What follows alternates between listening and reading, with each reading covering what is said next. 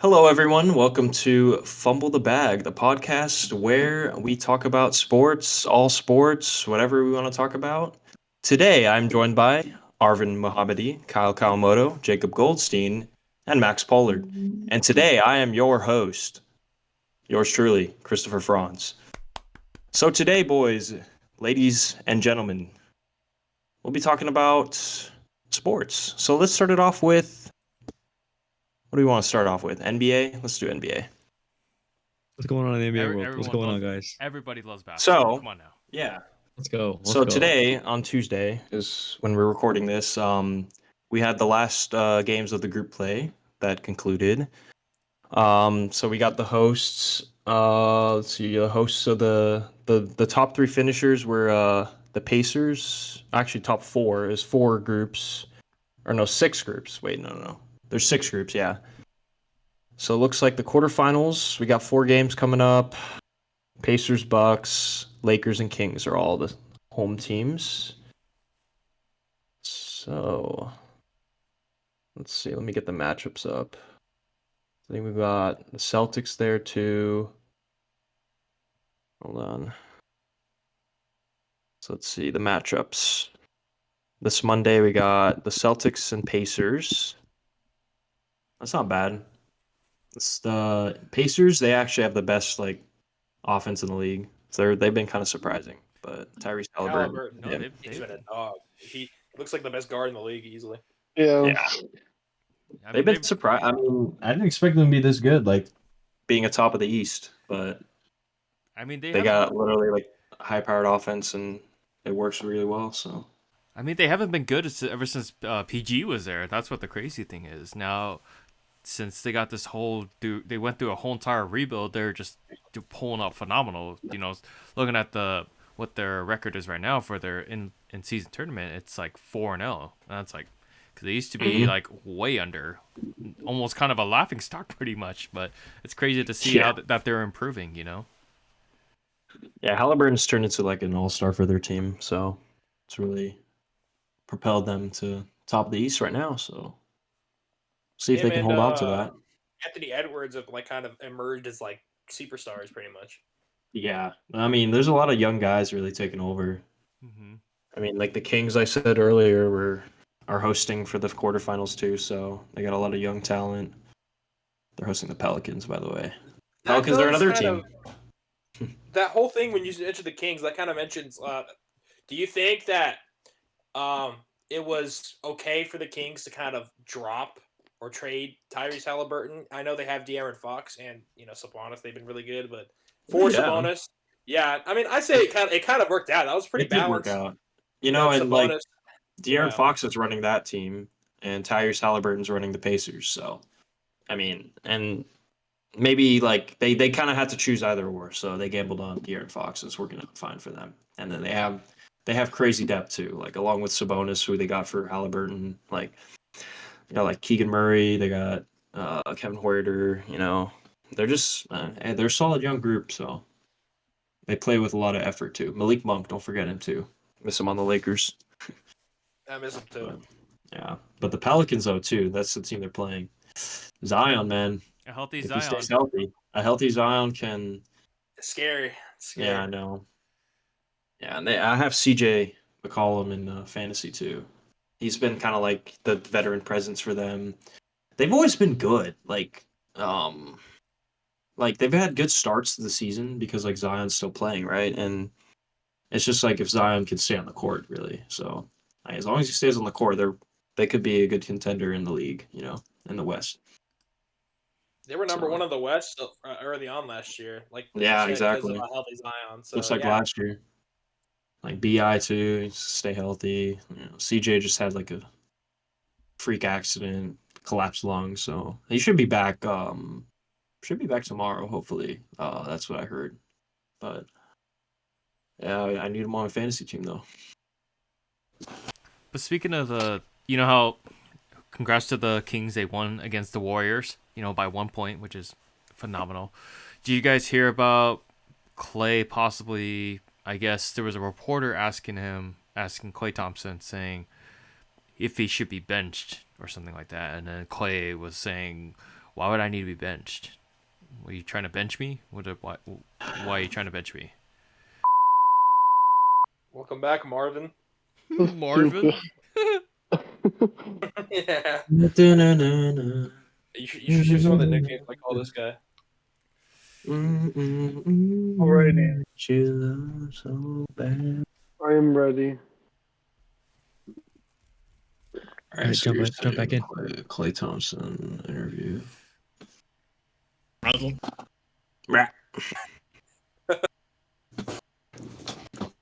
right. Sorry for the technical difficulties, everybody, but we're back, and we had a question previously about Clay Thompson, and he had a media interview, and the lady was asking Clay if the Warriors should bench him, and we were gonna get our reaction from everybody.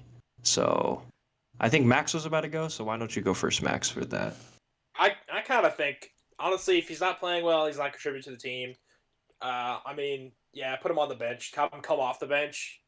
Yeah. I can't see why not. I mean, do you think they'd play, out of curiosity, do you think they'd play someone like Chris Paul at the 2? I mean, they instead? could try.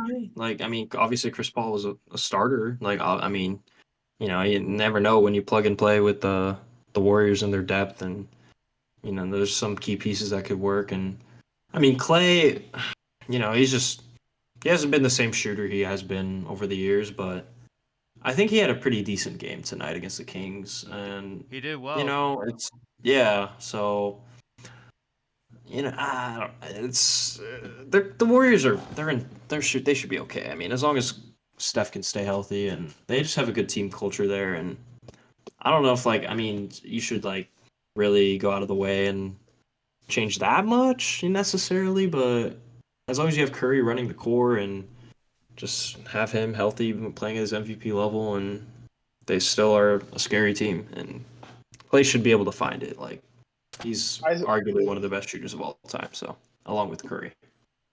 I think they should bring Clay off the bench just so they boost his confidence. Yeah. Just like with the Lakers doing with Reeves, like he came off the bench now and he's doing a lot better, like Austin Reeves. So like if they play maybe Wiggins a little more, maybe Wiggins could do better than Clay because Clay Yeah, I mean, yeah, I guess it's like a comfort thing too, I mean, if he, I feel like Clay is the kind of guy that doesn't want to come off the bench though, because he's, No, he doesn't. he's that guy that's like, oh, 4 rings, baby, come on, I got 4 rings, every time he's under pressure. Or I remember that situation with Devin Booker, I think it was last year, and trash talking, and just Clay is just always like, 4 rings, baby, what you got? You made it to the finals, you didn't.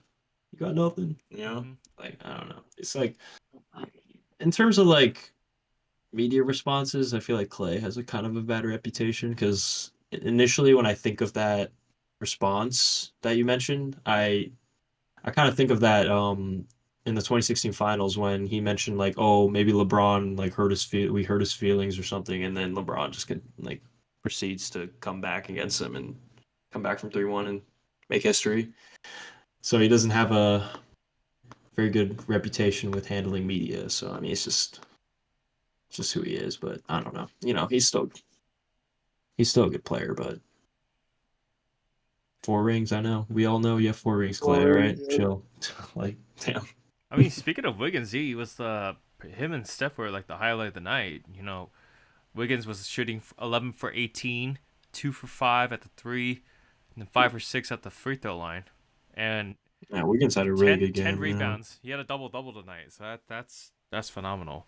But the thing is, I would think, because if Clay should be coming off the bench, I think that's a good opportunity to bring in the new blood and have them shadow the veterans, and that way they could step up when, say, if Clay or Steph are out, they have someone to fill the void. That way they can keep the team momentum going and keep being on that road to win the championships that they want to win. Yeah, and obviously being a championship team, you have to have that deep core, and they still have good young talent. They got Gary Payton back. They got Kevon Looney. He's always been a solid guy for them now. Kuminga is another good one too, and they just. Do you think maybe that they might regret trading Jordan Poole at some point? You think that might bite them eventually?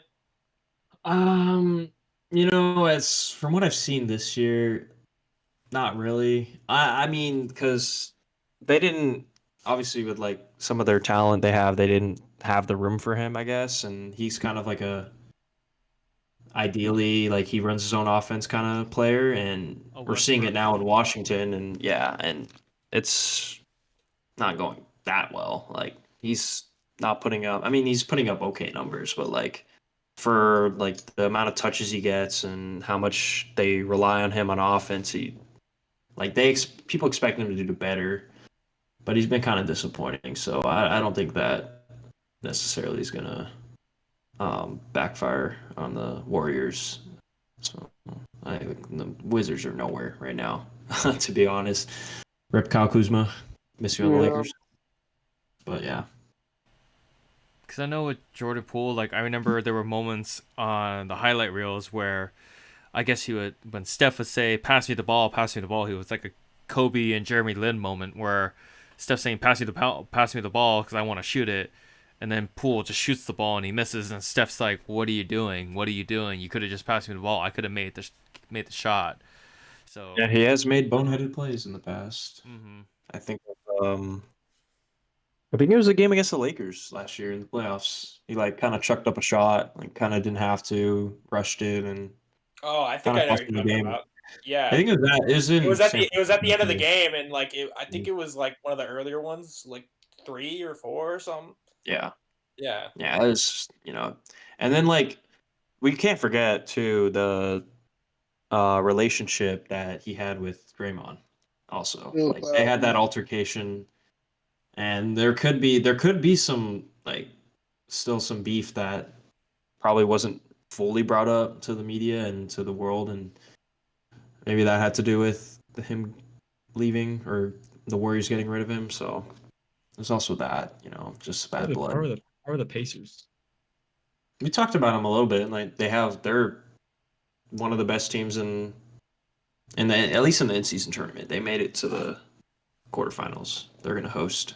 They were like the one seed of their division. They have like one of the top offenses in the league, but They their have, defense they is have a playoff they're spot, all right? yeah, they're all Right here. offense though, like which I've seen with their numbers is they can just put up like 130 plus a game. It's like insane. Like Halliburton is really coming to the light when it comes to like running an offense. Like so they've been really good though. It's kind of I have Buddy Hield in fantasy, so I'm rooting for them. Of course. Okay. Okay. I'm surprised the top contending teams there in the West, like the Nuggets, the Mavericks, and the Timberwolves, they didn't actually make, you know, the Yeah, playoffs and the tournament. yeah, I mean, for the Nuggets, they lost Jamal Murray, and I think he's arguably like obviously like the second biggest piece on that team. He's the Robin to Jokic's Batman, like really. Mm-hmm. So, like, I mean, Jokic can run the ship. He can still dominate and put up crazy numbers, but just that dynamic with Jamal Murray has been kind of has hampered them. Like, I think they lost to the Rockets. I remember that recently, and yeah, they've been losing some games because of Jamal Murray, and he's a really good player, so they kind of needed him. But you said the Wolves, right? Did they not Mm-hmm. make the? Yeah. They got eliminated, even though they're 3-1 in the tournament. They were eliminated. Yeah. Also, the tournament that the rules are tough. Like you can be there's like I think there's a good amount of teams that are 3-1 that didn't make it. So um, it's all a big like point differential thing, since the records are mostly going to be identical. It's only 4 games. So I mean, it's like there's obviously going to be some like outliers with this in-season tournament because of what it is and how many games are played, and just like there's freak injuries that happen like with the Nuggets, and yeah, so it's just whoever's team's hot. The Pelicans are hot, the Kings are hot, and the Pacers are hot right now. I don't think the Pacers will necessarily keep this up, but because they have like they're just on a crazy offensive run right now, but their defense is like non-existent. So that's not really meant to be able to last you for the whole season. Especially if they play the Bucks, because they got Giannis, they have Dame, so they have the tall man, the little man duo. So you got someone in the paint, and you got someone from the outside. You got a weapon that's shooting from the outside, pretty much. Yeah, and Pacers don't really. I wouldn't. I mean, Halliburton's getting to like superstar level. I'd say like with this, what he's showing right now is crazy. Like he's putting up crazy numbers, like on assists and points. Like he's a great shooter, a great playmaker. But like they don't have like like established like superstar like Giannis and Lillard, like you said before. So like that's what's really important in being like a really good team, and obviously throughout the regular season and playoffs, and that's why it's like yeah they're doing good. Maybe give them some more time, see if they can consistently play like this. But yeah, you just want to bet more on the Bucks than like some team with like a superstar like that that's established.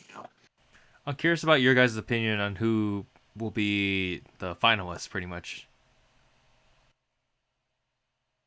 Hmm. Mm. I'm gonna take a look at Um, the bracket. Hold on. are you talking about for the in-season tournament or Yeah, the sorry, the NBA? in-season NBA? tournament. Well, I'm gonna be Let's biased. And see. I'm gonna say the Lakers, just because they've been I like kind of want to. they've been We good we've been doing in good the against the Suns, so I mean, yeah, I mean, sure, there's gonna be bias, but yeah. It'll I just be guess tough to go against the Kings, and then if we win, playing the Kings or Pelicans will be tough. But hopefully they win. I think they get like 500K each player if they win the whole thing. yeah, there's Romney's definitely that some much. incentive like that. I mean, honestly, I might take the Pelicans over the Kings if CJ's coming back. So like, I think I'll take them over the Kings, and then I think the Lakers will continue Yeah. dominance. No bias at all. Yeah. Imagine Lakers Celtics, because I can see that. Yeah, that'd That'd be be fun. crazy. And They then win like between Lakers Milwaukee would be pretty cool too. yeah, and then Bucks Knicks is the other matchup. I mean, I guess you got to go with the Bucks, I mean, it would be pretty right? cool to have a New York and LA matchup. True. Yeah, that's yeah. always nice storied rivalry. Well, But what's also crazy is the point difference for the Lakers and the in-season tournament. They're 18.5. That's like the highest out of everybody else. The closest one is Milwaukee. That's yeah, 11.5. they Yeah. dominated in their games, dude. Like, So is the in-season tournament like? Is it a good thing? Is everyone like? Do the I players think seem to it's like it now? good. Mhm. Yeah, let's talk Players, about that. Like It's the interesting. players the like it. reactions So to like, the tournament so far. Yeah, I think what do it's you guys been think? very good for the league. I think just because just adding another meaning to these games early on, it kind of helps like the fans get into it, and obviously the players will get into it because there's more meaning to the games, and then like these games have been crazy too. Like there's been some really good games coming out of these in-season tournaments. So I think it's an overall success. Mhm. I guess the only thing I have to say about it is the courts. Like they need to work on that, but Yeah, there's it's like been they're eyesores. too Especially much Yeah, they're color pretty gross. especially going when they're around. super bright colors. Yeah, Yeah, Yeah. I mean some of them work, but most of them are just too bright, too much. They just need to go to the basic colors like black, white, or just leave it alone.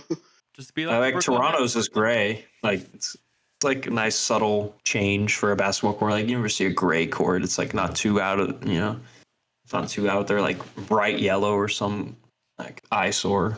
I don't know. But Honestly, the Brooklyn Nets have the best court because even during when they have their regular games, they have another great one, I right? love Yeah. their flooring. It's fantastic. It's No, very like the flooring they have for like their like city jerseys they used to have, like the ones that are like kind of like multicolored. Forgot what that's like. Is that that's based off of something in New York? Probably like graffiti. I don't know. I'm not sure, but it's based on something and it looks really cool. So a shout out to that too. Hmm.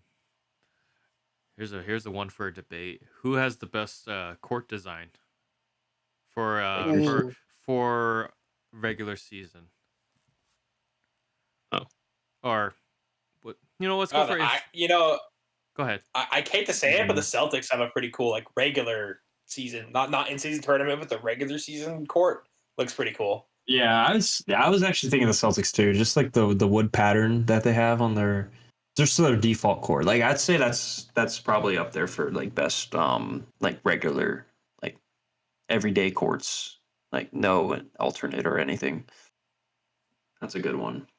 I also like I like the Lakers because they have the logo, but then they have the stars around it, and they have the years Yeah. that they won the championship. yeah, Lakers is that's pretty iconic cool, too. bro. It's hard not to be biased. I know. But yeah.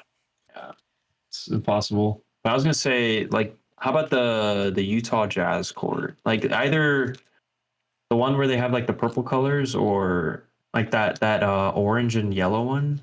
You think that one's cool?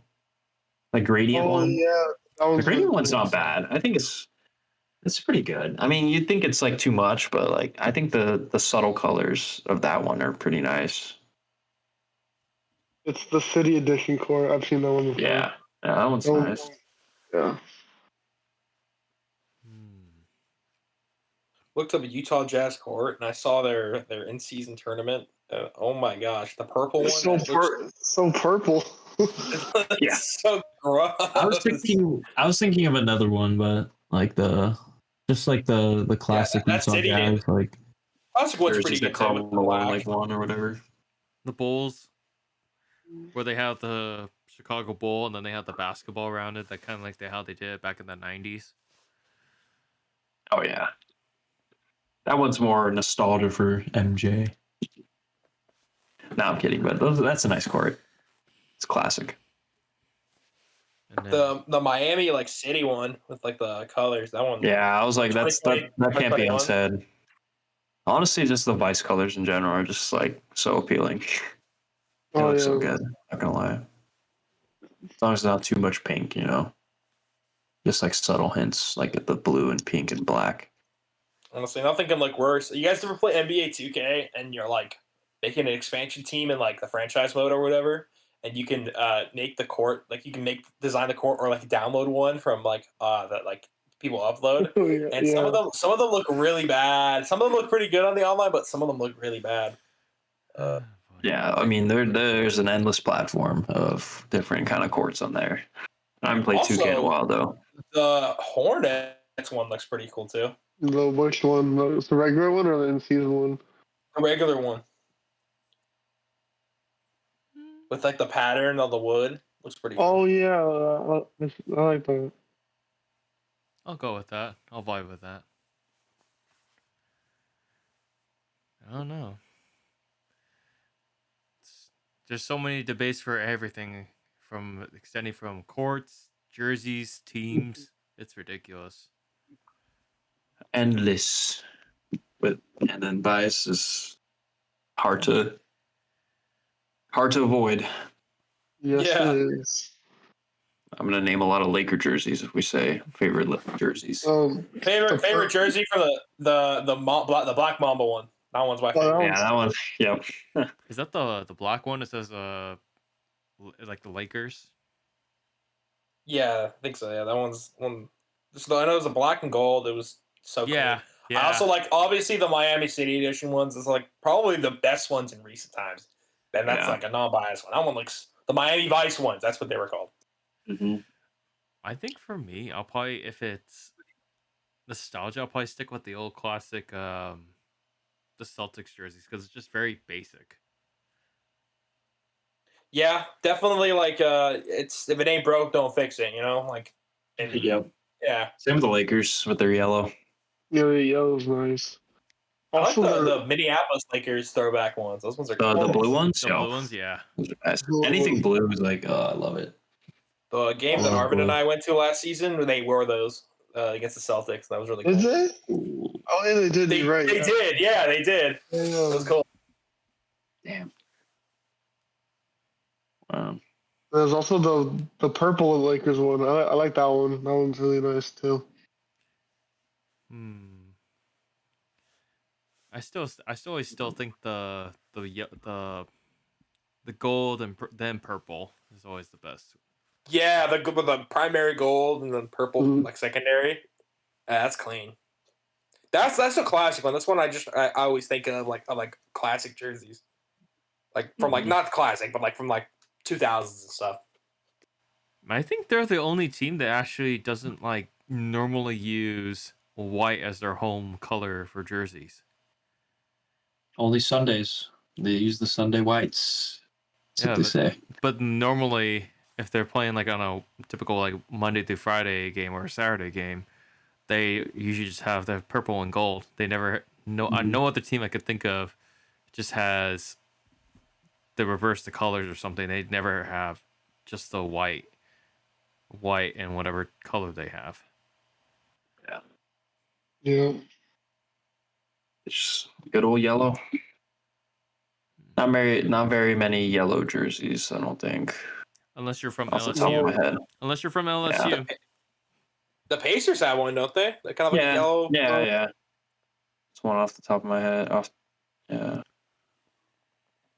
Guess Cavs. I don't know. Maybe. I don't know.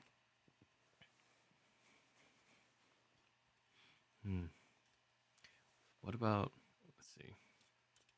What should we move on to another sport? What's going on in football? Yeah. Yeah. Football. You know, like The seeding is kind of like going into formation. It's been crazy, you know. Like, I mean, you know, it's not super crazy. I know that the Eagles being number one isn't very crazy. I mean, I'm still very salty about the loss. I'm very salty, but honestly it was a great game overall. Very solid, great performance from both teams. Wasn't a fan of the officiating, but that's honestly not the reason the Bills lost. There was plenty of opportunities to come back, and ultimately came to coaching and clutch time. Very bad. But yeah, Eagles have been really good. The Lions have kind of taken a step back the last 2 weeks, but they they somehow won against the Bears, even though they should have lost that. And then they lose this week, if I remember. To the Packers. The Lions? They lost to the Packers on Thanksgiving, which is like they still can't win on Thanksgiving. The Lions. Yeah, you talked about that last episode. Yep. Yeah, I remember someone had like an infographic on Twitter, and it was like, you know, when there's a waning gibbous moon phase, the Lions are 0-12, like all time, like since not all time, since the merger of the AFL NFL in 1970, they are 0-12. That is insane. Wow. They are cursed on Thanksgiving. It's not it's not the New York curse, but it's the Thanksgiving curse, the turkey curse. The turkey curse. One thing I also want to talk about is MVP. Or the Charger. MVP? Yeah, I think for once, I think the MVP shouldn't even be a quarterback. I don't think any quarterback has played it good enough to be an MVP. I think the only my MVP candidate is Tyreek Hill. I think Tyreek Hill is genuinely. Or McCaffrey as well. You can throw him in. McCaffrey, but I think Hill number one, McCaffrey too. I think Hill has basically turned that Dolphins offense into something that's pretty good, pretty decent, into an elite, high-powered offense. Not Tua, not Jalen Waddle, Tyreek Hill for sure. You don't want Travis Kelce? I mean, he's only good when Taylor Swift is there. When Taylor Swift is what are you, there, Swifty? He's mediocre. Swifty alert. Swifty alert. Swifty alert. Matt randomly mentions Travis Kelce. Because I remember we talked about it in the last episode that, you know, typically it's a quarterback that wins an MVP, but, you know, it should be given more love to like the receivers and the there hasn't been a non-MVP to win it since 2012. Adrian Peterson was the last one. Wow.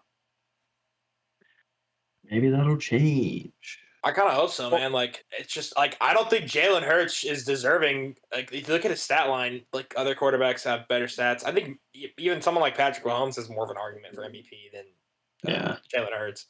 And I think it's just because his team is like winning, but it wins. Yeah, that's what I feel like gonna happen. I don't know. They'll look at the Eagles and be like, "Oh, they're a great team." Yeah, they're MVP. The MVP for the Eagles. It's Jake Elliott. He's the MVP. He's winning them these games like low key. So Max, what happened in the Bills game? I remember we were kind of like in the group chat that we have. You were talking about it, and then so essentially, give us a recap. What happened? So, first half, Eagles didn't play well. Bills took like a 10-point lead in the half. Honestly, after the second half, it was like a shootout. They kept on scoring. Bills had a pretty good lead towards the end of the game, but there was like a 6-yard field goal at the end of regulation scored by the Eagles to push it into overtime. And the Bills scored a field goal. Then Jalen Hurts had like a 20-yard rush to a touchdown to end it in overtime, which was insane. It was like 34-37. The Eagles won. Honestly, it was a nuts game for both quarterbacks. Like, even though I was criticizing Jalen, he did have a pretty good game. I thought Josh Allen played better. Obviously, I'm biased, but statistically, he did. Like 82 rushing yards, two rushing touchdowns, and like 3 passing touchdowns, I think, something like that. He had a lot of points. 2 and 1 interception. Jalen Hurts 3 touchdowns, 1 interception. But Josh Allen threw for more yards. Yeah, and I think how many rushing yards did Jalen Hurts have? Rushing yards, Jalen Hurts. I think he had less, or maybe just around, maybe a little more than Josh Allen, because Josh Allen had like 80 rushing yards. It was nuts. He was running. They don't lose often when if you look. I saw this like there's like a Bills fan page. They look at the games where he rushes for more than 70 yards. They basically, this might have been their only loss where he rushes for more than 70 yards. He has 65 rushing yards, Jalen Hurts. Damn. Oh wow. Okay. That's how you know it's just coaching, man. Coaching can. It's like McDermott had pretty good defenses the whole game up until clutch time, and then he blew it. It was so annoying, like, as a fan, just to like see that. And they should not be 6-6. They should be like 8-3, in my opinion. But yeah, that record's pretty underwhelming for the Bills. Yeah, not pretty. Yeah, I mean it's they have to go 4-1, for the last bit of the season, or else they're out of the playoffs. Or the Chargers. The Chargers are 4-7, dude. I feel bad for Justin Herbert. He does not deserve to be in that loser bracket. He is too good, and I hate when people online will say that Herbert isn't good because his record's bad. But if you look at him actually playing the game, like, he had some like pretty bad games, sure, but like they're once in a blue moon. He plays really good week in, week out. Yeah. Brian Staley, he has to go. It's the only Brandon. Yeah, another example of bad coaching. He can't coach that offense at all. It's insane. They played the Patriots. Fired him last year. Yeah, I can't wait to watch it. I can't wait to watch that one. Yeah, I mean, they should win. Hopefully. The season has been so bad for us. For the Patriots, dude, it's been very disheartening. I'm guessing as a Patriots fan, because like, especially because like a couple of years ago they were in the playoffs contention. They were 10-7 in the playoffs. I mean, they lost in the wild card round, but that was the year the Bills went buck wild in the playoffs up until Mahomes kind of stopped them. But still, man, that was more like unfortunate than it really was them being bad, if I'm being honest. But on the upside, I've seen my team over the last 20 years win some Super Bowls. So you know what? It's time for a rebuild. And I think also last episode you mentioned, Arvin, that Jaden Daniels would be a quarterback that they would take. I honestly think he'd be a pretty good fit for their team. I think he's a good playmaker. So if they do move on from Mac Jones, which it's looking very possible, I think he would be a good quarterback. I was also thinking Drake May could be good too. He's pretty solid. He's very solid, yeah. I think he's pretty pro ready. So I could definitely like someone like Jane Daniels would probably need a little bit to develop just to get used to the speed. But I think Drake May can come out and start like immediately and be pretty good. So yeah, or if they give Mac Jones some weapons, maybe he could do something. But true, they really just are allergic to drafting wide receivers. Like, I mean, they did with N'Keal Harris. They should stop. They should take down Bill Belichick from the GM spot. He should just coach. Honestly, he should just coach. Yeah, if he just coaches, like, he can coach really well. And it's like, because it's getting to a point where people are basically just saying that, oh, he's not actually good. Tom Brady was like made him, and like I think I'm trying to remember who it was. I think it was Warren Sapp who said that Lawrence Taylor and Tom Brady made Bill Belichick. It wasn't Bill Belichick didn't do. He was just carried by those two guys, which even as a Bills fan, I respectfully disagree. I think especially if you see some of the plays he's able to like come up with. He's very, very, very, very good playmaker, and very play caller and like schemer. He knows how to scheme up good plays. They both made each other good. Like without both of them, then none of this would have happened. They equally both of them played an important role. Yep. Just he can't make general manager decisions really well. That's it. Honestly, I think they take that away from him, and he just coaches. I think he can actually do pretty well. Why was he put in general manager in the first place? I mean, when your coach wins 6 Super Bowls, you kind of got to listen to him, you know? Oh, he just wanted to do it. I mean, it has worked. We got like several Super Bowls, but sometimes it has to come. Good things have to come in. So I think at that point, it might have been Tom Brady kind of masking any bad decisions he was making from a general manager standpoint, because they both made each other good. But at that point, in terms of like because think about who he had, you know, like when did he become the general manager again? Bill Belichick. Yeah. Let me see.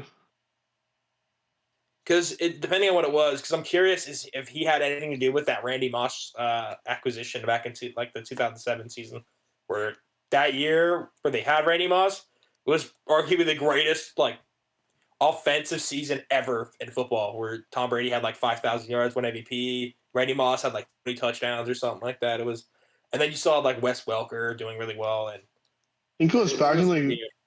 He was back in like the 2000s. He became like GM and coach. So they gave him really both. How long ago? Yeah. I thought that was more recent than that. Oh, wow. I think so. He's been handling the reins for a while then. Yeah, 21 years.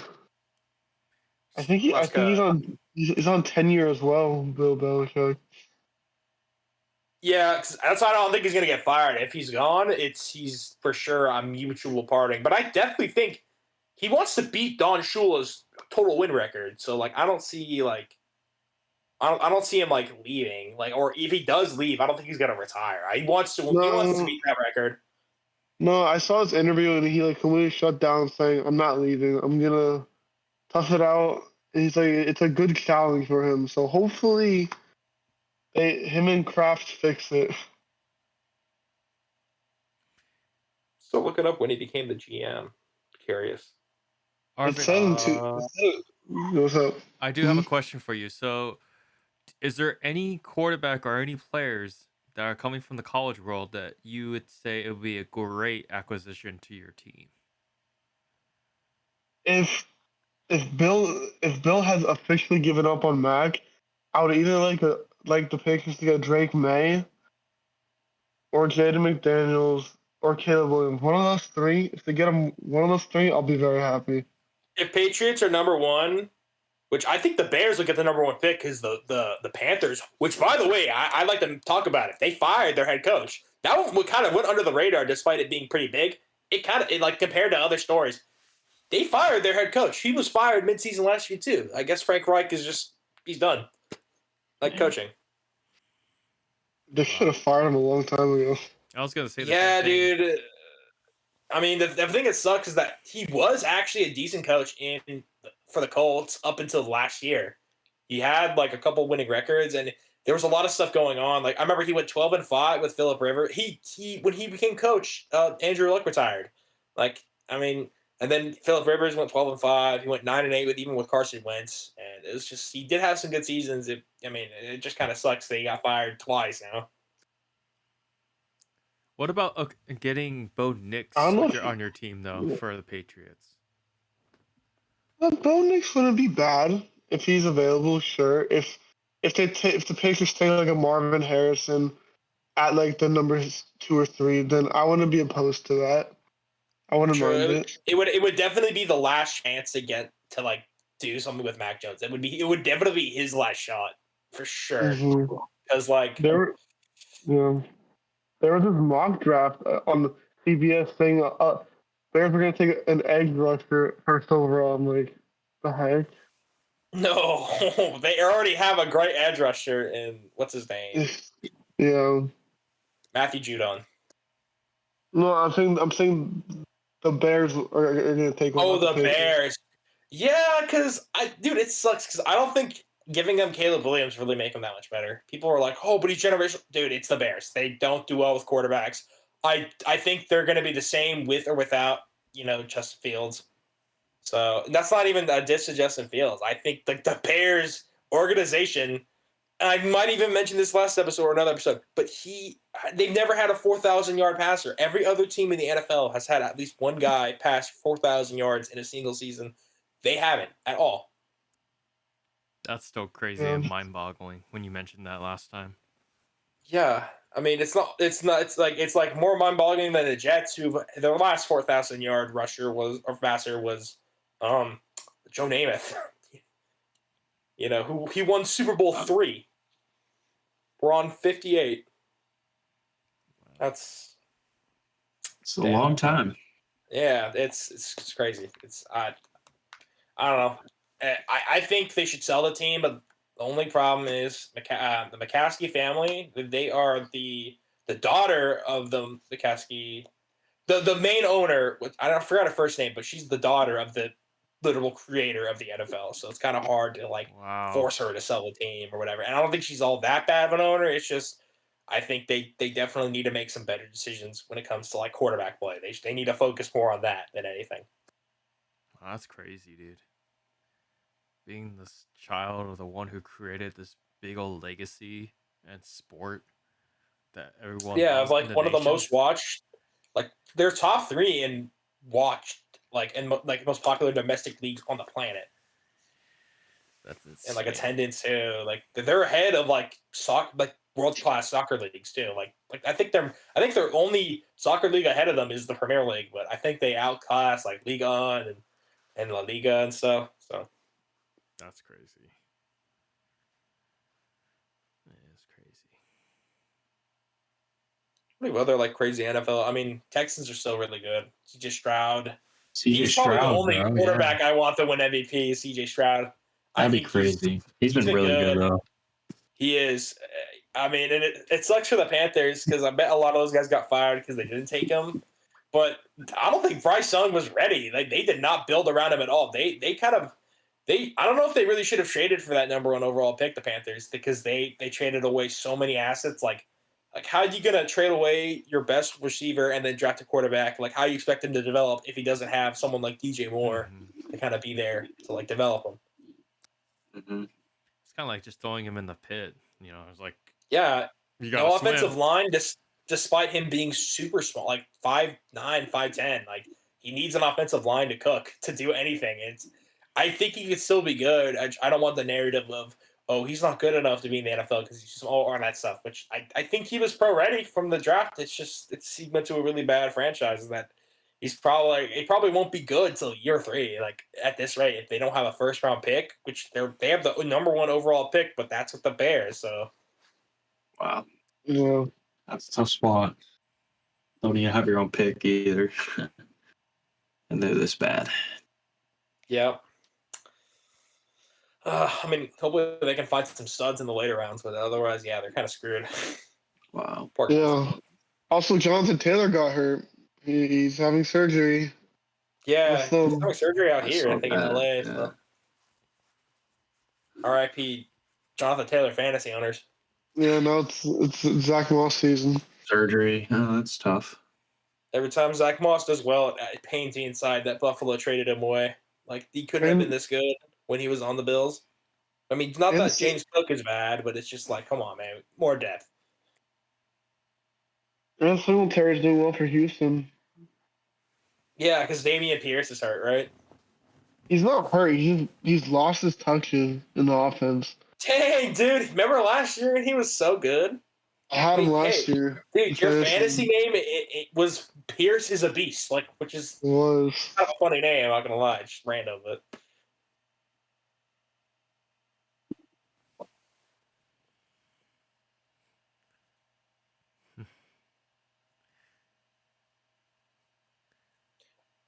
Well, I kind of want to talk about baseball. Baseball? We didn't talk about the awards last week, and I want to talk about them this week. I bet.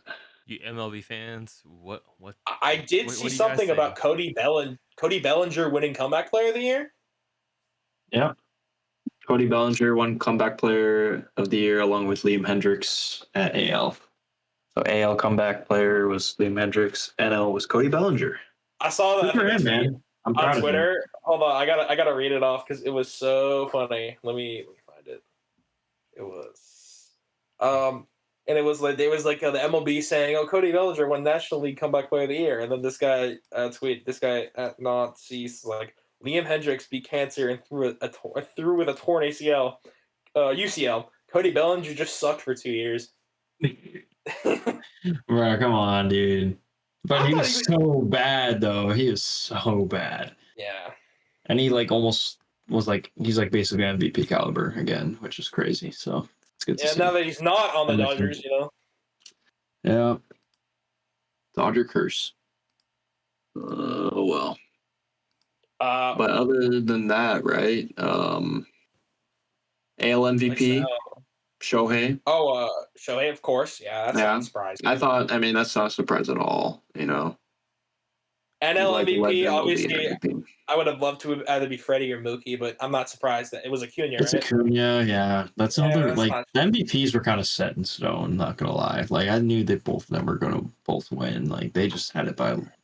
Like I mean, even though Freddie and Mookie did put up like crazy offensive years, like they should be MVPs if it wasn't for Acuna. But like Acuna just he just better. He's them. him. Like with the steals, with the hitting, like he's even good in the field. I'm pretty sure. Like it's just unanimous. He was unanimous, I think. So there's that. Then the Cy Youngs, AL went to Garrett Cole and NL went to Blake Snell. Blake Snell, yeah. I mean, I think one of y'all mentioned it in your other episode that he's probably going to win it, which I'm not shocked that it. Yeah. Blake Snell's pretty good. Yeah, and this is his second Cy Young. He won it with the Rays, and now he won it with the Padres. So this is I think pretty rare instance where you win it in both leagues. So that's pretty cool. I mean, Blake Snell's got like some of the best stuff in the league. It's just a matter of control. Well, not really control. It's like he does walk a lot of batters. It's just because of his stuff, though. It's just interesting that he was able to like lead the league in walk rate, but still win Cy Young and like still have a crazy ERA and still like have a insane strikeout rate, which like it's a very unique Cy Young in my opinion. So I mean, it's really cool to see him win it.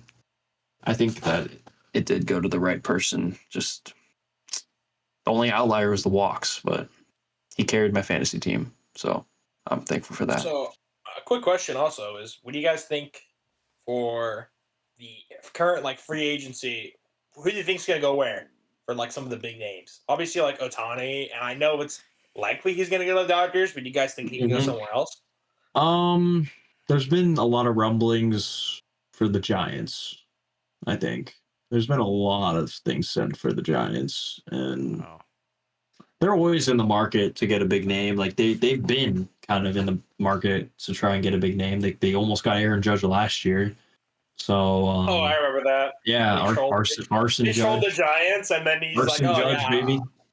Yeah, the whole art. Yeah, that was that whole debacle, and then so I mean they could be, because like Shohei wants to stay on the West Coast. I think that's for sure. He wants to stay in California.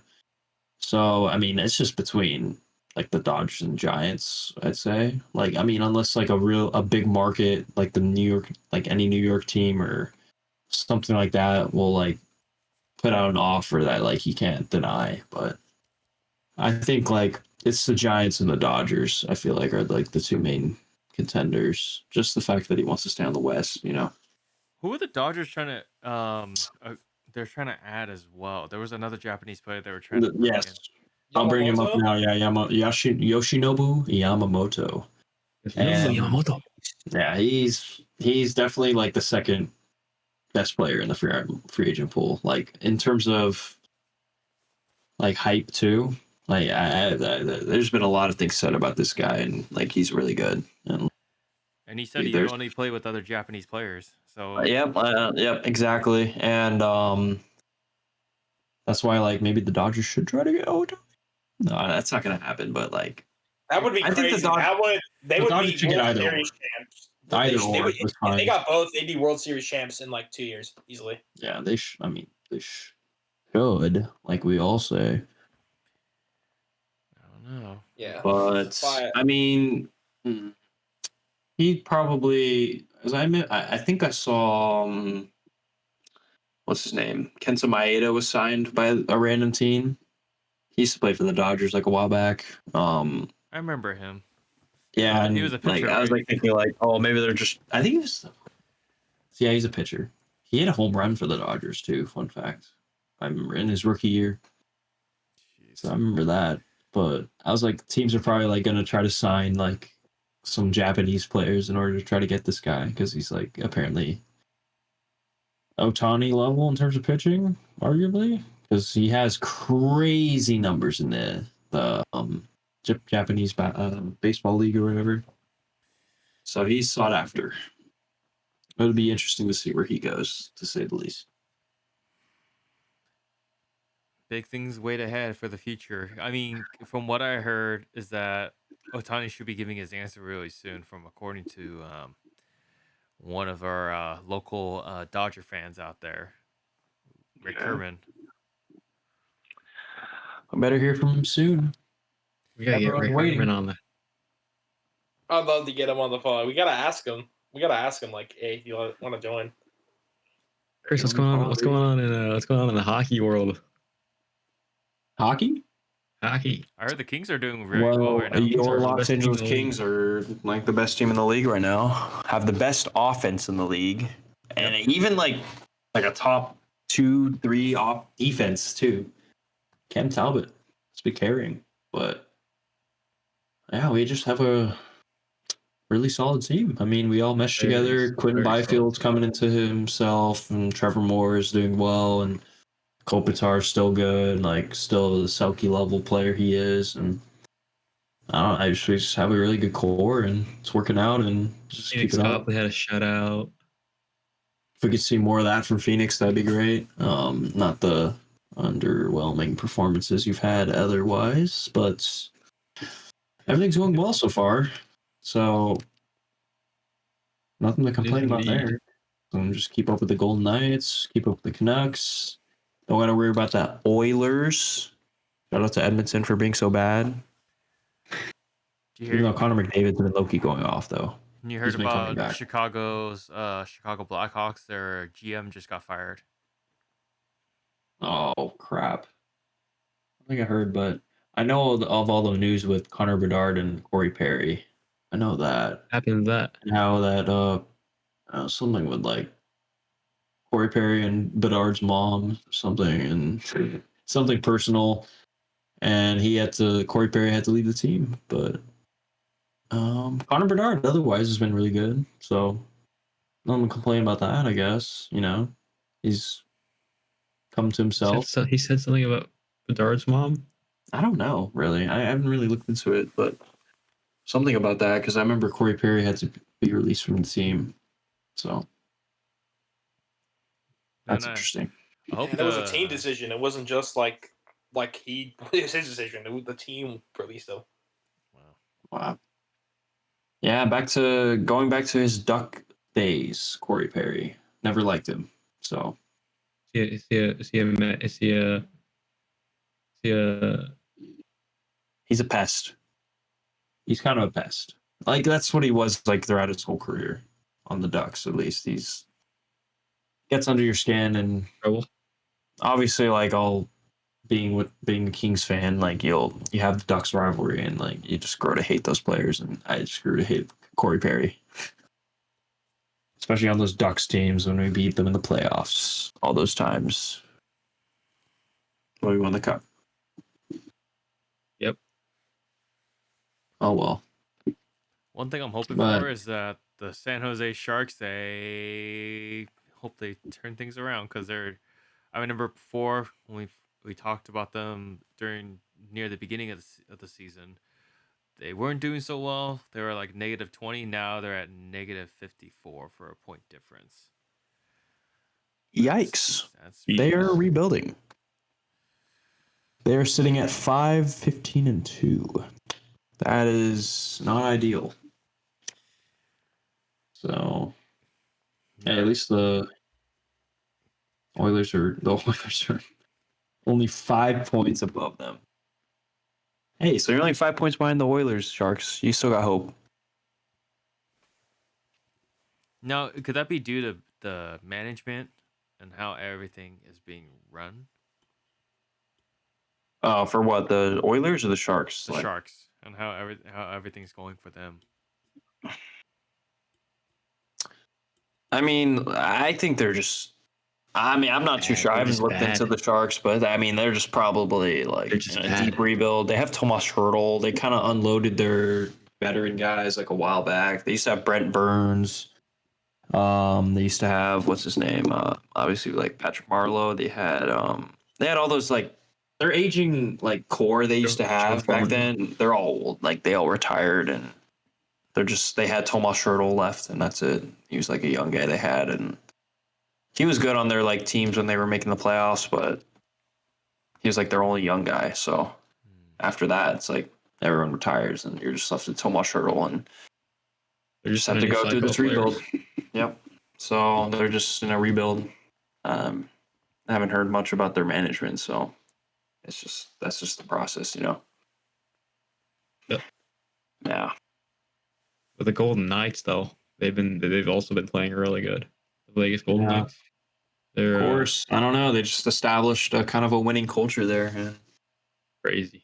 They got their captain Mark Stone, really kind of engulfed that role, and he's holding down the fort for them. And you know what I'm saying? B.O.B. holding it down. Yeah. So Mark still got William Karlsson too. Like they got a ton of solid guys. Like still from the team they like originally drafted. Also, they have Jack Eichel. Like Jack Eichel's, yeah, he's a star. Marcia Show, you know. Yeah, so. Touching back on baseball, I heard that the Oakland signed over the A's to Vegas. So Vegas is slowly starting to build like kind of like or Oakland fans, man. They're just like I know, right? They lost the Warriors, they lost the Raiders, and now the A's. I feel so bad, bro. They have a passionate fan base too, like. Yeah, they do. Oh yeah, like they do. The Raider fans, especially, dude. It's like honestly sad. Yeah, like it's just the ownership, bro. It's the ownership's problem. Like that's why the Oakland A's are so bad. Like they just continue to not spend money. Like they're trying to moneyball it, dude. Yeah, they want to moneyball it. Like what do you expect? The fans are gonna riot. They reverse protest or whatever, and like showed out to a game last season and. They showed like they have a pretty dedicated fan base, and whenever they make the playoffs, like they did make the playoffs, like in recent years, kind of like because they had like Matt Chapman and Marcus Semien, and they had some like solid guys. It's just the season after they made the playoffs, they just sell them off and be bad again. It's kind of disappointing. And Oakland kind of has they have an iconic jersey too, and. Mm-hmm. But I don't know. Maybe it won't be the same with Vegas A's. Like doesn't sound. I don't know. Man. It kind of blows, man. They don't have any other teams.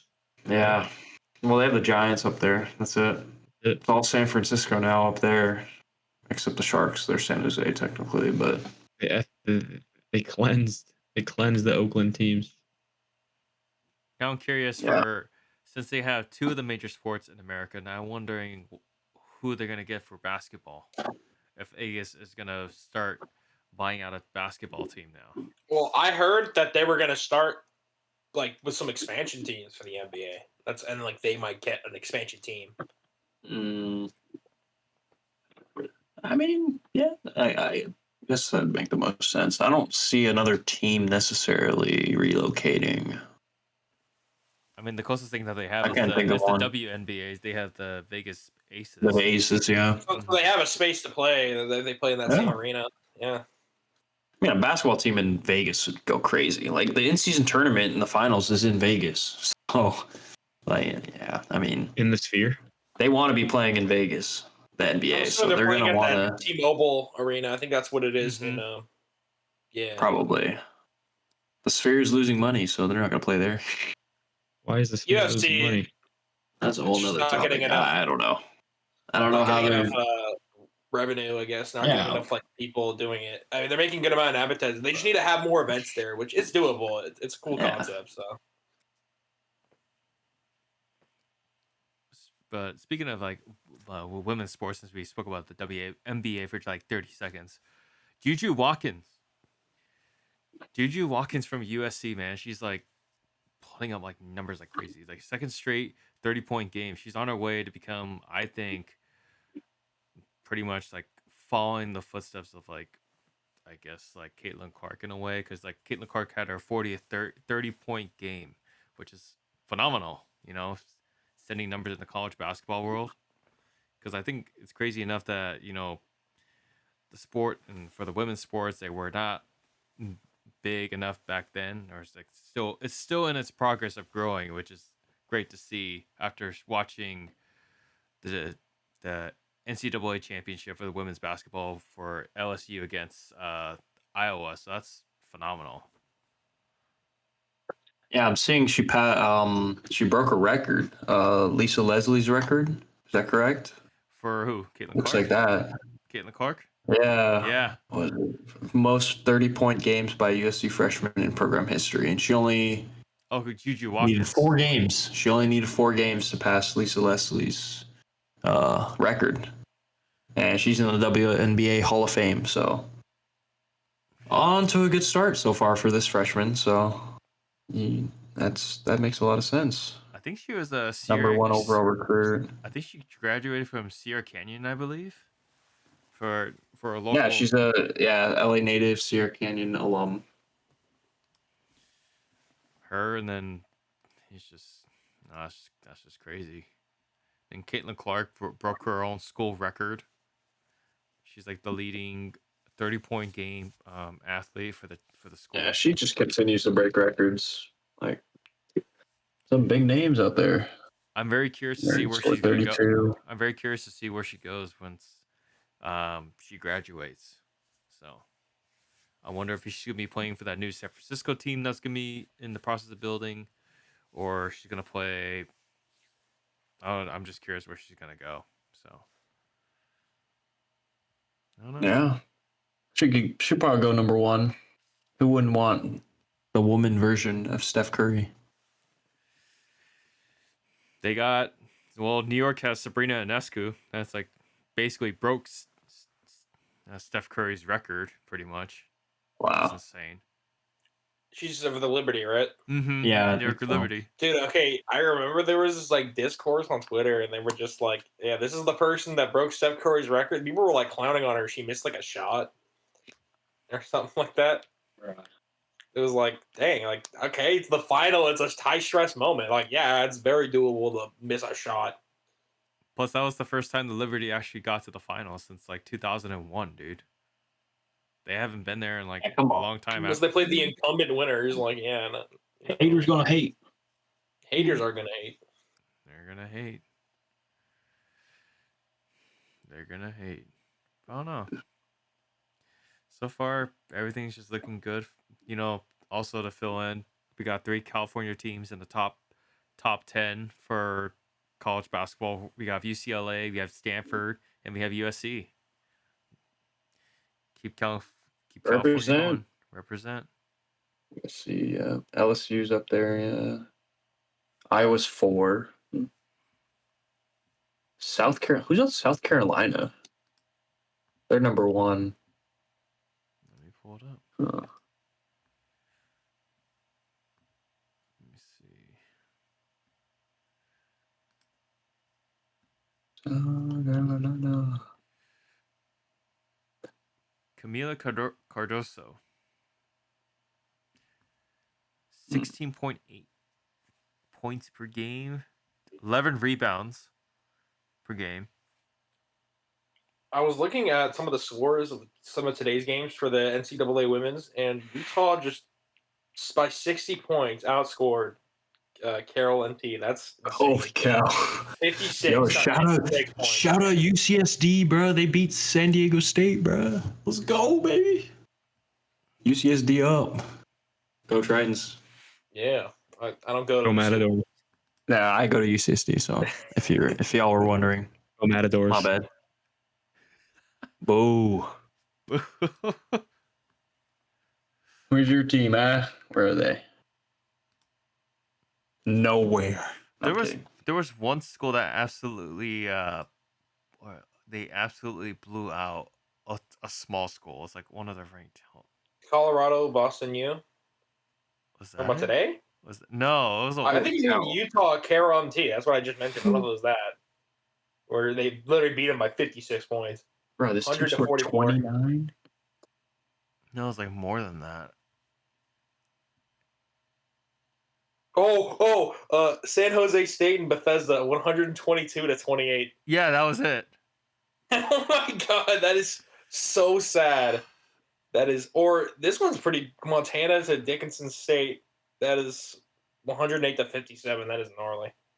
No, but the one that you said before that was the game I was talking about. That was just Look at these. I don't know. It's like at that point, just hang up the towel. But they just kept bringing on the rain to the poor girl team. Sabrina Ma had 31 points. 31 points, 8 rebounds, and 4 assists. That's pretty good.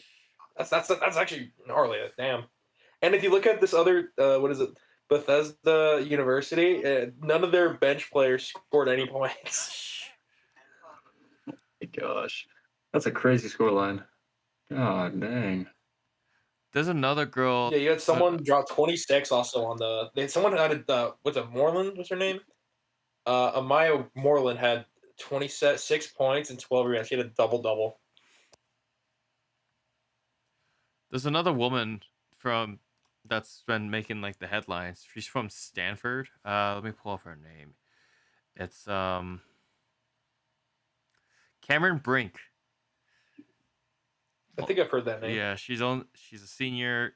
I think she was like she pulled the game-winning shot against let me pull it up. I think it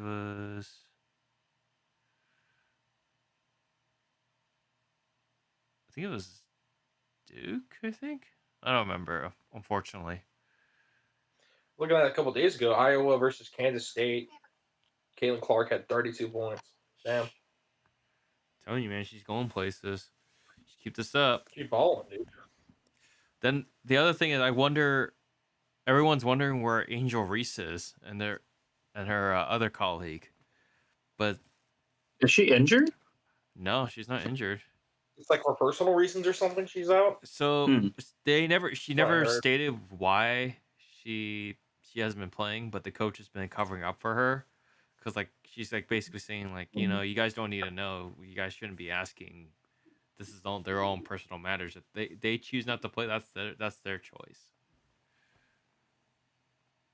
I mean, they're still like number 7 in rankings, so they're still doing okay. But they probably be doing better if she was there. I don't know. We'll see. We shall see. So. I'm gonna cut this part out. Have some. What else? What else you got for us, Chris? I have some F1 news. Oh, you have F1 news? Max Verstappen surpasses Sebastian Vettel for third on the all-time win list in Formula One. So Max Verstappen has the third most wins in Formula One history. 54. His first name is really great. That's why he won. Wait, what? Yeah. It's because of his first name. Oh, Max Verstappen. Yeah. Yeah. Can you guys guess who has the number one most race wins in Formula One? Lewis Hamilton. Yes. Yeah. 103 race people have called wins. him like the GOAT of like F1. You know who has the second most wins? Daniel Ricciardo. I don't know. That's the only other F1. Michael driver. Schumacher. Michael Sounds Schumacher. familiar. You thought he'd be doing something else like making shoes, instead of racing. Way to live up your name, buddy. So yeah, the Red Bull team, they had 21 wins this Grand Prix. 14 pole Who positions. else? I guess Ferrari and Mercedes, they have drivers too, but it seems like Red Bull always just dominates. They give you wings, dude. Yeah. They had 5 sprint victories, 30 podiums, 11 fastest laps, and 860 points. Dang. Red Bull on top, baby. Yeah, I bet you can't do that with no car though. Facts. You need the car. All right, to end off the night, talk about some college football. Yeah, the What most happened? recent ranking What came happened next? Ohio State and Michigan. I want to throw that out there. That was a crazy game. Yeah, that was. I think we watched that in the morning after because me and Arvin did. It was just a little bit of it. Blake Corum had like 2 like really critical touchdowns. He had a game, Blake Corum from Michigan. And honestly, both quarterbacks didn't really play all that well, but yeah, their running game and their defenses both clashed pretty well.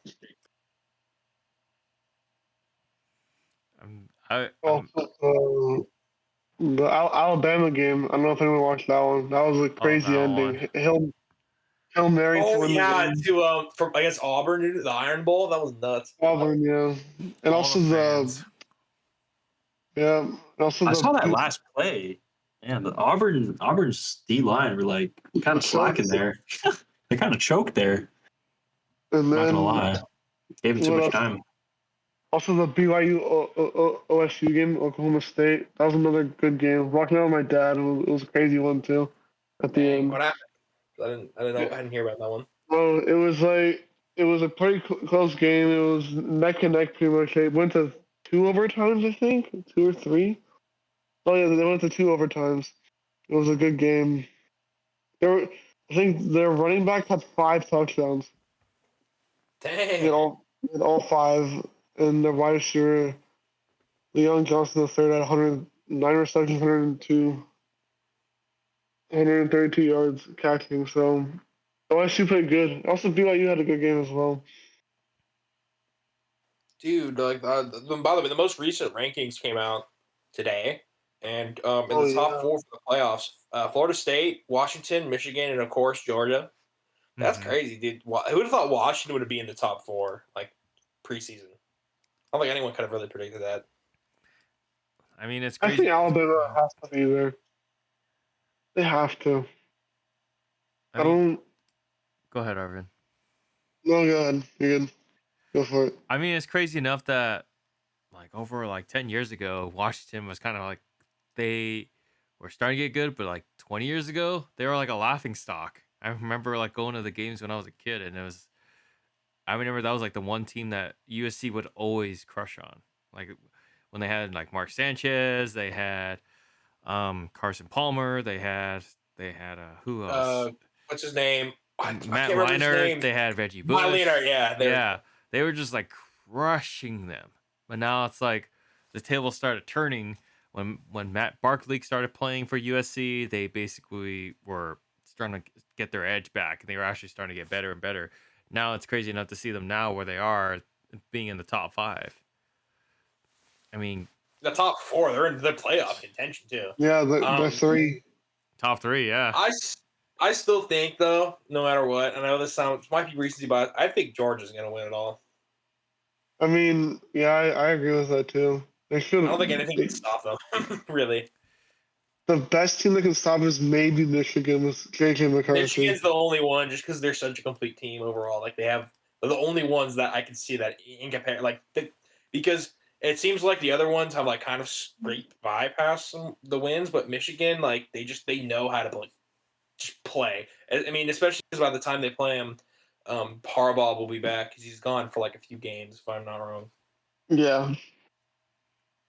Washington. Speaking of Washington, they get their rematch with Oregon this weekend. Oh, that's gonna be a good one. That's gonna be a good one. You think Bo Nix will take them down, or you think they'll get the victory again? I would say. Let's see, because last time they won, Washington won because of a field goal. Yeah, it could be close, or you never know. I think Oregon might be just so hungry for a win. Who knows? We'll see. And then the other one is Georgia and Bama. That's game of the week right there, Georgia Bama. I mean, I think obviously Georgia's gonna win. I think Georgia's gonna win that, but you never know. Bama could sneak in there and just whoop them. All right, you never know. I'm gonna throw you guys a trivia question. So for this one, I'm looking at the screen right now. How much do you think the tickets Yeah. are to watch the game at Mercedes? What was it Minimum Mercedes-Benz Stadium lowest- in Atlanta, Georgia? Like, are we yeah. talking, $420. How much? we're talking the, I'll we're go talking five. the cheapest ticket or like the highest price? The cheapest ticket for you want to get into the nosebleed. It says tickets as low as blank. $422. I'm just gonna Like guess. fi- Right now. It's like $500. What about you, Yeah, Chris? 500. What about you, I'll Jacob? 500. Yeah. Like where are we sitting though? Your No, like a nosebleeds. base This is survey. nosebleeds. Cheapest ticket you can get. $300. No. 250. Mm, All right. so tickets as low as $316. Oh, shit. Ah. Wow. Too high. Too high. Dude, that was more. This For a is college game? more than the Michigan lot, though. Ohio State game. I remember the Michigan Ohio State game was like about Yeah. $200. But they're also playing at like a really nice high end like professional. There's a nice stadium. Well, yeah, Stadium, because bro, it's, nice it's stadium. Mercedes-Benz. Nice. It's Mercedes-Benz, of course. That's why. Yeah, I mean, to those stadiums, it can be expensive. Like me and Arvin paid like $250 just to watch the season opener for the NFL last year. So far, yeah, that was fun. That's so fun. Yeah, that was a good game. Okay, best NFL stadium. SoFi. I still think it's SoFi or Allegiant. SoFi. Maybe the Bank of America Stadium. I haven't That been was to pretty SoFi, good, too. dude. I need to go to SoFi. SoFi is beautiful. It's like, especially if you're sit up at the top. Like I know the nosebleeds, but the nosebleed you get the nice breeze from the back. Great, and plus Yeah, you get to see. I've only been to like one football game. I've only been at Coliseum. That's like really it, honestly. In terms of football, I haven't been to many. But SoFi is actually. Yeah, I've only been to one really, football really game too. beautiful. I know. If I go to SoFi, it'd probably be SoFi for me. I don't know. But It's really nice in there. The fact that they had to dig deeper due to the air traffic. They had to, that way the cranes weren't blocking the air traffic. That was freaking crazy. It's deeper than how it Yeah, it's normally that is. close to LAX. But it's beautiful. I mean, I'm kind of curious to see also about the Clipper Stadium that's getting built. How yeah. nice that's Oh gonna yeah, be. we saw the construction of it. What was the name of the stadium again? It was like the YouTube Theater or something like that. Let me check. YouTube Theater's right connected to SoFi. Oh yeah, never mind. I don't know. I just remember seeing there. Like so, that's why I thought of. Hold on. It's called the Intuit Dome. Mm-hmm. Intuit Dome, yeah. It's on. I think it's where's the stadium at again? Like It's down the street from SoFi. It's like not too far. It's like within like maybe like a half a mile. We saw it in the basically like, it's like in the parking lot, pretty much. Oh yeah. I don't know. I'm very interested. So far, what I see from the teaser photos, it's basically kind of like another SoFi. How it's like the Infinity Jumbotron. At the Intuit Dome. Yeah. Intuit Dome. Yeah. I mean that could be crazy. I mean, yeah, I want them out of Staples, dude. It's annoying. that's all that matters. Yeah. How many Yeah. stadiums in Get out of our stadium. Shout out Clippers fans. The Shout out to Staples Josh Center for being a or the- Clippers fan. Yeah, he's like one of two. And I think we also know the other one. You know, well, actually, Jalen's a Clippers fan too. So there's 3 Clippers fans that exist. Oh wow. I forgot Jalen's one. No, but based off the pictures in the stadium, it looks pretty cool. Looks nice. Well, we You know shall what's see. crazy is that it's probably going to be somewhat like a Lakers home game. Surprised more of them aren't like Lakers home games. I know. I would find it funny if the Clippers stay at the at Staples and the Lakers come to this one because basically they're near their old home at the Forum. Yeah. But then, That's true. if they leave Staples, they're leaving the house that Kobe built. Yeah, I don't know. It feels weird to No, they shouldn't. They shouldn't leave Staples. No. Staples. Yeah. There's nothing wrong with Staples or Crypto Arena, whatever you want to call it. It's Crypto still really Arena. nice. It'll know what always be league- Staples. It's always Staples. Exactly. It'll always be It's the Staples Staples. Center. Mm-hmm. Kind of like how in the NFL, like the Acrisure Stadium where the Steelers play will always be like Heinz Field.